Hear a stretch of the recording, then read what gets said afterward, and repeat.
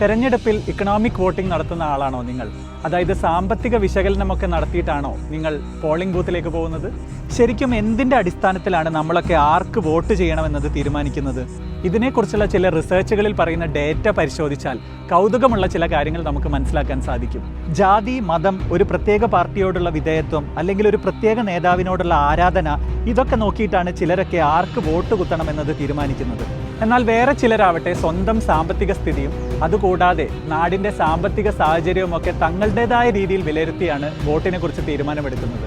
ക്ഷേമ പദ്ധതികൾ, അടിസ്ഥാന സൗകര്യ വികസനം, വിലക്കയറ്റം, തൊഴിലില്ലായ്മ, പിന്നെ നാടിൻ്റെ പൊതുവായ കടബാധ്യത, സാമ്പത്തിക സുസ്ഥിരത, ഇങ്ങനെയുള്ള കാര്യങ്ങളൊക്കെ ഇവരെ സ്വാധീനിക്കും.